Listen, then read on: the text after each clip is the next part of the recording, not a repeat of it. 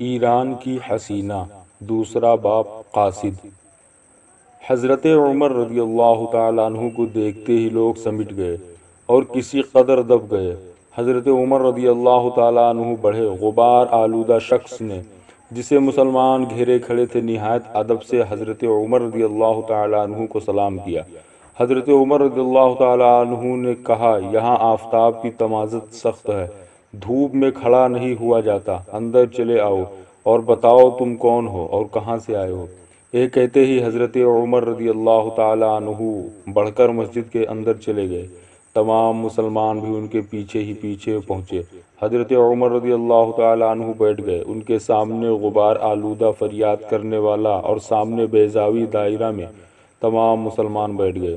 حضرت عمر رضی اللہ تعالیٰ عنہ نے پوچھا، اب بتاؤ تم کون ہو؟ اس نے کہا، میں قاصد ہوں۔ چونکہ ایران سے وحشت ناک خبریں آ رہی تھی، خلیفہ کی اور خلیفہ کے مشیروں کی، اور تمام مسلمانوں کی نظریں اس طرف لگی ہوئی تھیں، اس لیے حضرت عمر رضی اللہ تعالیٰ عنہ قاصد کا نام سن کر چونکے۔ ان کے چہرے سے غم و فکر کی علامتیں ظاہر ہوئیں۔ انہوں نے جلدی سے پوچھا، تم کہاں سے آئے ہو؟ چونکہ ایرانی مسلمانوں پر مظالم کر رہے تھے، ان مظالم کی خبریں پیہم در یار خلافت میں پہنچ رہی تھی۔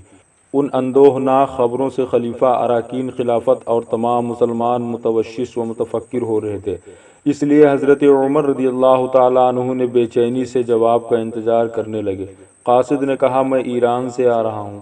حضرت عمر رضی اللہ تعالیٰ عنہ نے بے صبری سے، جس میں بے چینی کا حصہ زیادہ تھا، دریافت کیا، ایران میں مسلمانوں کا کیا حال ہے؟ تمام مسلمان خود خلیفہ جواب کا بے چینی سے انتظار کرنے لگے۔ قاصد نے کہا، ایرانی مسلمانوں پر وحشیانہ مظالم کر رہے ہیں۔ کوئی قریہ، کوئی قصبہ، کوئی شہر ایسا نہیں ہے جہاں بے گناہ مسلمانوں، پردہ نشین عورتوں، معصوم بچوں کو قتل نہیں کیا گیا۔ مسلمانوں کے چہروں سے یہ سنتے ہی جوش و غضب کے آثار ظاہر ہوئے۔ حضرت عمر رضی اللہ تعالیٰ عنہ پہلے بے چین ہوئے، پھر جوش سے کانپنے لگے۔ انہوں نے پوچھا، کیا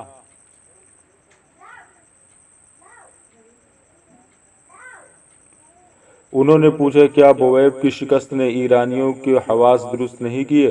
قاصد، بویب کی شکست نے ایرانیوں کو اور برانگیختہ کر دیا، اور پرانے دخت کا دور حکومت ختم ہو گیا۔ اب نوشیروان کا پرپوتا یزدگرد تخت نشین ہوا ہے۔ رستم اور فیروز کی دیرینہ عداوتیں بھی مٹا دی گئی ہیں۔ یہ دونوں سردار جلیل القدر اور شیردل ہیں۔ دونوں مسلمانوں کو نیست و نابود کرنے کے لیے متفق و متحد ہو گئے ہیں۔ حضرت عمر رضی اللہ تعالیٰ عنہ نے ٹھنڈا سانس بھر کر کہا، کاش یہ بدبخت اپنی قوم کی فلاح و بہبودی کے لیے اتفاق کرتے اور مسلمانوں کو ان کے حال پر ہی چھوڑ دیتے۔ قاصد، ان دونوں بدبختوں نے متفق ہوتے ہی مسلمانوں کے خلاف تمام ایرانیوں کو مشتعل کر دیا ہے۔ ہر ایرانی ہر مسلمان سے نفرت کرنے لگا ہے۔ روز روشن میں مسلمانوں کا قتل عام اسی تنفر کی وجہ سے ہو رہا ہے۔ حضرت عمر رضی اللہ تعالیٰ عنہ نے، خدا مسلمانوں کی مدد کرے گا۔ اب دربار ایران کے کیا ارادے ہیں؟ قاصد، ایران کا بادشاہ یزدگرد 20 سال کا نوجوان ہے۔ جب تک پرانے تخت نشین رہی، اسے محلوں کی 4 دیواری میں قید رکھا گیا۔ وہ حکومت اور آئین حکومت سے ناواقف محض ہے۔ درباریوں نے اسے شطرنج بنا رکھا ہے۔ تمام درباری اس بات پر متفق ہیں کہ عربوں کو عراق و عجم سے نکال دیا جائے، کوئی مسلمان حکومت ایران میں باقی نہ رہے، اور پھر رستم اور فیروز لشکر لے کر حجاز پر حملہ کرے، خاکم بدہن تمام مسلمانوں کو نیست و نابود کر ڈالے۔ تمام مسلمان قاصد کی گفتگو نہایت غور اور توجہ سے سن رہے تھے۔ انہیں جوش آ رہا تھا، جوش سے ان کے چہرے سرخ ہو گئے تھے۔ حضرت عمر رضی اللہ تعالیٰ عنہ جوش و غضب میں پھر رہے تھے۔ انہوں نے کہا، جو قوم تمرد و ظلم اور فساد پر اتر آتی ہے، وہ بہت جلد برباد ہو جاتی ہے۔ انشاءاللہ ایرانی بہت جلد برباد ہو جائیں گے۔ مسنا کا کیا حال ہے؟ قاصد، دراصل مسنا ہی کی دانش مندی اور دلیری سے ابھی ایرانی خائف ہیں، ورنہ وہ کبھی کے مسلمانوں کا قتل عام کر دیتے، لیکن افسوس ان کی حالت نازک ہے۔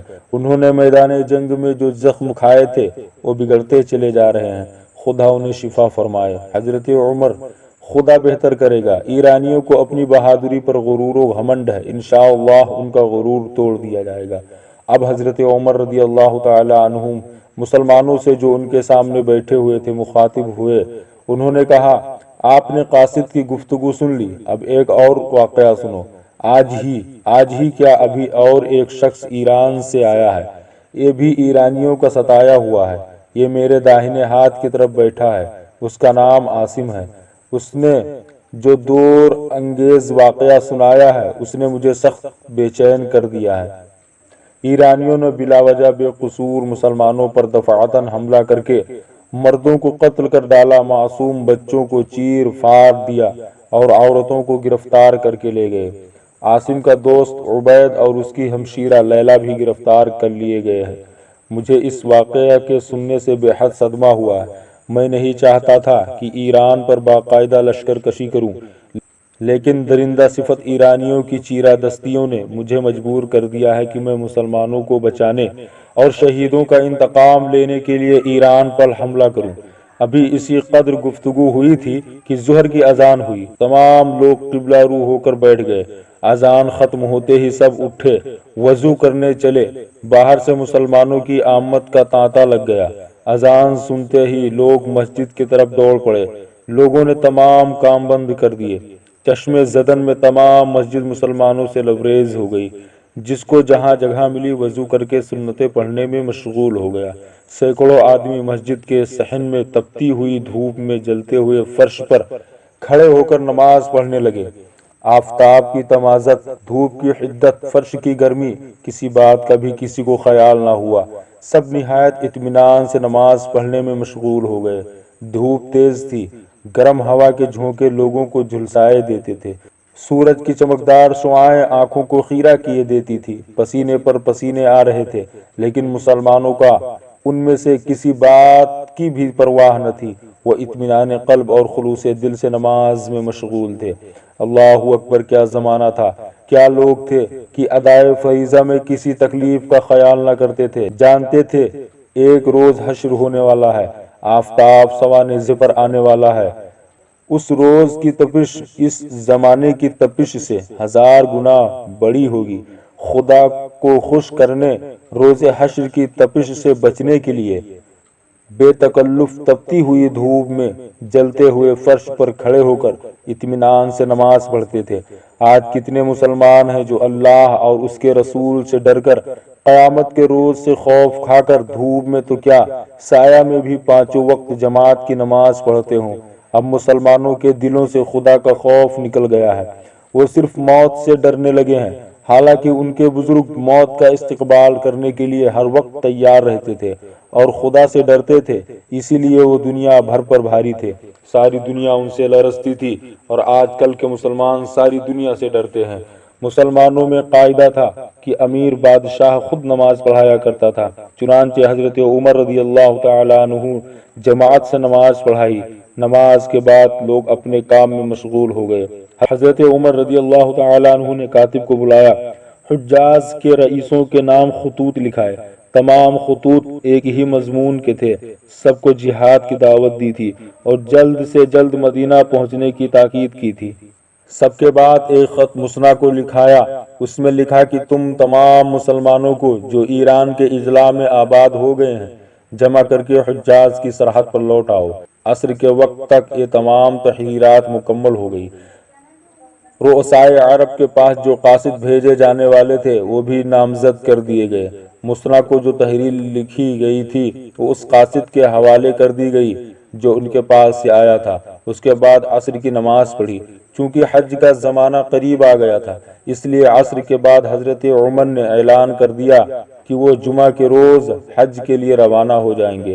دوسرے روز تمام قاصد روانہ ہو گئے۔ مسنا کا قاصد بھی چلا گیا۔ عاصم کو حضرت عمر رضی اللہ تعالی عنہ نے روک لیا۔ چونکہ خلیفہ وقت نے حج میں جانے کے لیے اعلان کر دیا تھا، اس لیے اکثر لوگوں نے ان کی معیت میں چلنے کے لیے تیاریاں شروع کر دی اور نہایت بے چینی سے تاریخ معینہ کا انتظار کرنے لگے۔